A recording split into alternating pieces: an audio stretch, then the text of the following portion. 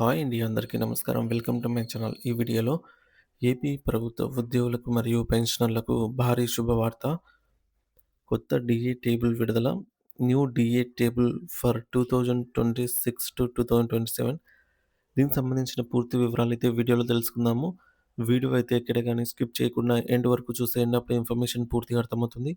అలాగే వీడియో చూస్తున్న ప్రతి ఒక్కరు వీడియోకి లైక్ చేయండి ఫ్రెండ్స్. ఈ వీడియోని తోటి ఉద్యోగ, పెన్షనర్ మిత్రులతో అయితే షేర్ చేయండి. కొత్తగా మన ఛానల్ చూస్తున్నవారు ఇంకా ఎవరైనా సబ్స్క్రైబ్ చేసుకోనట్లయితే వెంటనే మన ఛానల్‌ని సబ్స్క్రైబ్ చేసుకోండి. సో, దీని ద్వారా నేను చేసే లేటెస్ట్ వీడియోస్ అన్నీ మీ వరకు రీచ్ అవుతాయి. ఇక ఆలస్యం చేయకుండా వివరాల్లోకైతే వెళ్ళిపోదాము. ఫ్రెండ్స్, ఇక విషయానికొచ్చినట్లయితే ఆంధ్రప్రదేశ్ రాష్ట్రంలో నిరంతరం ప్రజాసేవలో నిమగ్నమై ఉన్న లక్షలాది మంది ప్రభుత్వ ఉద్యోగులకు మరియు తమ జీవితకాలం ప్రభుత్వానికి సేవలు అందించి ప్రస్తుతం విశ్రాంతి తీసుకుంటున్న పెన్షనర్లకు ఒక అద్భుతమైన శుభవార్త. ఏంటంటే పెరిగిన నిత్యావసర ధరల భారంతో మరియు ద్రవ్యోల్బణ ప్రభావంతో సామాన్య ఉద్యోగి కుటుంబం ఆర్థికంగా సతమతమవుతున్న తరుణంలో వారికి గొప్ప ఊరట కల్పిస్తూ సరికొత్త కరువు భత్యం డిఏ మరియు పెన్షనర్ల కోసం కరువు ఉపశమనం డిఆర్. ఏ గ్రేడ్ ఉద్యోగికి ఎంత మేర జీతం పెరుగుతుంది, ఏ స్కేల్‌లో ఉన్నవారికి ఎంత ఆర్థిక ప్రయోజనం కలుగుతుంది అనే వివరాలను ఇప్పుడు మనం తెలుసుకునే ప్రయత్నం చేద్దాం. సాధారణంగా ప్రభుత్వం పెరుగుతున్న నిత్యావసర వస్తువుల ధరలను మరియు ద్రవ్యోల్బణాన్ని తట్టుకోవడానికి వీలుగా ఉండేందుకు ఉద్యోగుల కొనుగోలు శక్తిని స్థిరంగా ఉంచడం కోసం ఏడాదికి 2 సార్లు ఈ యొక్క కరువు భత్యాన్ని సవరిస్తూ ఉంటుంది. జనవరి మరియు జూలై నెలల్లో. మరి ఈ 2026-27 ఆర్థిక సంవత్సరానికి గాను కొత్త టేబుల్‌ను కేంద్ర ప్రభుత్వ గణాంకాలు, ముఖ్యంగా all India consumer price index AICPIW డేటాను క్షుణ్ణంగా పరిశీలించి రాష్ట్ర ఆర్థిక స్థితిగతులను పరిగణలోకి తీసుకొని అత్యంత శాస్త్రీయంగా అయితే రూపొందించే అవకాశం ఉంది. ఈ పట్టికలో ఉన్న ఈ టేబుల్‌లో ప్రతి ఒక్క ఉద్యోగికి ప్రస్తుత వేతనం ఎంత, వారి వేతనం ఆధారంగానే అదనంగా ఎంత శాతం డీఏ వస్తుంది, తద్వారా వారి నెలవారీ ఆదాయంలో ఎంత మేర మార్పు వస్తుంది అనే వివరాలను తెలుసుకునే ప్రయత్నం చేద్దాం. సో, గతంలో ఉన్న డీఏ శాతానికి ఇప్పుడు ప్రభుత్వం పెంచిన కొత్త శాతాన్ని కలపడం ద్వారా ఉద్యోగి యొక్క కొత్త గ్రాస్ సాలరీ అనేది లెక్కించబడుతుంది. ఇది వారి ఆర్థిక స్థితిని మెరుగుపరచడానికి ఎంతో దోహదపడుతుంది. మరి ఈ డీఏ టేబుల్‌ను మనం లోతుగా మరియు విశ్లేషణాత్మకంగా గమనిస్తే, తక్కువ బేసిక్ పే కలిగినటువంటి క్లాస్ 4 ఉద్యోగుల నుండి ఉన్నత శ్రేణి అధికారుల వరకు అందరికీ కూడా వారి వేతన స్థాయిల ప్రకారంగా సమానమైన న్యాయం జరిగేలాగా లబ్ధి అనేది చేకూరే అవకాశం ఉంటుంది. కొత్తగా విడుదలైన పట్టిక ప్రకారంగా ప్రాథమిక స్థాయి వేతనాల్లో ఉన్నటువంటి ఉద్యోగులకు వారి బేసిక్ పే ఆధారంగా నెలవారీ సుమారు రూ. 1000 నుండి 2000 వరకు లేదా వారి జీతంలో పెరుగుదల కనిపిస్తూ ఉండగా, గెజిటెడ్ హోదాలో ఉన్న అధికారులకైతే సీనియర్ క్యాడర్ సిబ్బందికి వారి స్కేలును బట్టి 5,000 నుండి 8,000 రూపాయల వరకు అదనంగా ఆర్థిక ప్రయోజనం కలిగే అవకాశం అయితే ఉంది. కేవలం విధుల్లో ఉన్నటువంటి ఉద్యోగులకే కాకుండా ఈ టీఏ పెంపు వల్ల పెన్షనర్లకు కూడా వారి నెలవారీ పెన్షన్ మొత్తంలో గణనీయమైన సానుకూల మార్పు కనిపిస్తుంది. వృద్ధాప్యంలో పెరిగిన మందుల ఖర్చులు మరియు ఇతర సామాజిక అవసరాల కోసము ఈ అదనపు ఆదాయం పెన్షనర్లకు ఒక కొండంత అండగా అయితే మరియు ఆసరాగా నిలుస్తుంది అని వారు ఆశాభావం వ్యక్తం చేస్తున్నారు. సో, మొత్తానికి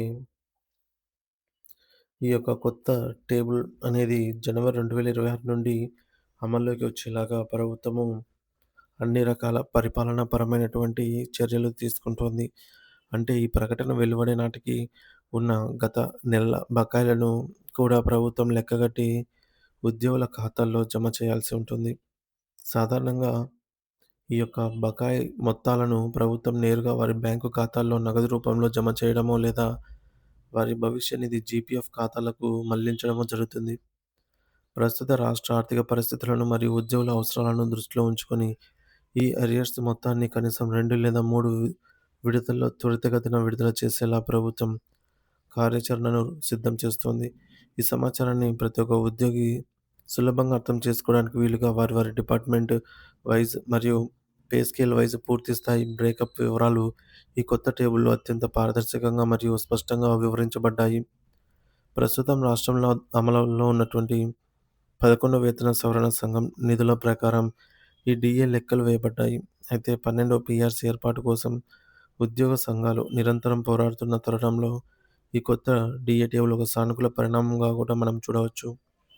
ప్రభుత్వం విడుదల చేసే ఈ అధికారిక ఆహ్, టేబుల్ ద్వారా ఉద్యోగులు మరియు పెన్షనర్లు తమకు రాబోయే జీతం లేదా పెన్షన్ లెక్కలను ఎవరికి ఎవరి సాయం లేకుండా స్వయంగా తామే లెక్కించుకునే విధంగా ఉంటుంది. మరి ఇది కేవలం కాగితం మీద ఉండే అంకెలు మాత్రమే కాదు, ఉద్యోగుల హక్కుగా వారు పొందుతున్నటువంటి కరువు భత్యం పట్ల మరియు వారి సంక్షేమం పట్ల ప్రభుత్వానికి ఉన్న బాధ్యతను మరియు చిత్తశుద్ధిని తెలియజేస్తుంది. భవిష్యత్తులో కూడా ఇదే రీతిలో సకాలంలో డీఏ మరియు ఇతర అలవెన్స్‌లను ప్రకటనలు వస్తాయి. అలాగే పెండింగ్‌లో ఉన్న మిగిలిన బకాయిలు కూడా త్వరలోనే విడుదల అయ్యి ఉద్యోగ కుటుంబాల్లో నిజమైన ఆనందం నిండుతుంది అని అందరూ ఆకాంక్షిస్తూ ఉన్నారు. ఇక జూలై 2018 నుండి 2023 జూలై వరకు టోటల్‌గా 212 నెలలకు సంబంధించి డీఏకి సంబంధించి బకాయిలైతే పెండింగ్‌లో ఉన్నాయి. సో, రీసెంట్‌గా 2018 నుండి 2020 వరకు ఉన్నటువంటి బకాయిలను ప్రభుత్వం కొందరికి జమ చేసినప్పటికీ, చాలామందికి ఇంకా పెన్షనర్లకైతే జమ కాలేదన్నమాట. కొన్ని కారణాల వల్ల. మరి టోటల్‌గా వారి బేసిక్ పేని బట్టి ఎవరికెంత బకాయి రావాల్సి ఉంది అనేది ఒక అంచనా ప్రకారంగా తెలుసుకుందాము. సో, బేసిక్ పే 19,000 ఉన్నవారికి ప్రస్తుతం తీసుకుంటున్నటువంటి డీఏ గాను 2 డీఏలు విడుదల చేస్తే, సో, ప్రభుత్వము ఈ యొక్క ఉగాది సందర్భంగా అట్‌లీస్ట్ 2 డీఏలను విడుదల చేస్తే, ఈ విధంగా ఈ మేరకు వారి యొక్క సాలరీలో ఉండే వ్యత్యాసం ఎంత అనేది స్క్రీన్ పైన చూడొచ్చు. అలాగే 19,000 బేసిక్ పే ఉన్నవారికి మొత్తం డీఏ, డీఆర్ బకాయిలు రావాల్సిన అమౌంట్ కూడా మనకు ఇక్కడ స్క్రీన్ పైన చూడొచ్చు. అలాగే 30,000 బేసిక్ పే ఉన్నవారికి కూడా సేమ్ అమౌంట్ అయితే చూడొచ్చు. సో, రూ. 40,080 బేసిక్ పే వారికి రావాల్సినటువంటి డీఏ బకాయిలు, అలాగే 2 డీఏల అమలైతే వచ్చే అమౌంటు 50,000 బేసిక్ పే వారికి, అలాగే రూ. 60,540 బేసిక్ పే వారికి చూడొచ్చు. ఈ యొక్క గణాంకాలు స్క్రీన్ పైన అయితే స్క్రోల్ అవుతూ ఉంటాయి. 70,000 బేసిక్ పే వారికి కూడా మనమైతే ఈ స్క్రీన్ పైన గమనించవచ్చు. ఎంత అమౌంట్ పెరుగుతుంది, అలాగే డీఏ అరియర్స్ రూపంలో రావాల్సిన మొత్తం బకాయి అమౌంట్ ఎంత అని చెప్పేసి. సో, ఈ విధంగా 90,000 బేసిక్ పే వారికి, అలాగే రూ. 1,00,000 బేసిక్ పే ఉన్న వారికైతే ఈ విధంగా ఉంటుంది. గరిష్టంగా బేసిక్ పే అనేది 1,43,000 ఉన్న వారికి ఈ విధంగా అయితే ఉంటుంది. ఇలా ప్రతి ఒక్కరికి వారి బేసిక్ పేని బట్టి డీఏలు మారుతూ ఉంటాయి. ఈ బకాయిలను విడతల వారీగా చెల్లించాలని ఉద్యోగ పెన్షన్ సంఘాలు ప్రభుత్వాన్ని కోరుతున్నాయి. అయితే ఈ చెల్లింపులకు సంబంధించి ప్రభుత్వం నుంచి ఇంకా స్పష్టత రావాల్సి ఉంది. ఇది కేవలం డీఏ, డీఆర్ బకాయిలు మాత్రమే కాదు. వీటితో పాటు ఎస్ఎల్స్, అలాగే ఏపీజీఎల్ఐ, రిటైర్మెంట్ బెనిఫిట్స్ మరియు ఇతర బకాయిలు కూడా ఉన్నాయి పెండింగ్‌లో. సో, వీటన్నిటిని త్వరితగతిన చెల్లించాలని ఉద్యోగులు కోరుతూ ఉన్నారు. చెల్లింపులకు సంబంధించి ఒక స్పష్టమైన షెడ్యూల్ విడుదల చేయాలి అని ప్రభుత్వాన్నయితే విజ్ఞప్తి చేస్తూ ఉన్నారు.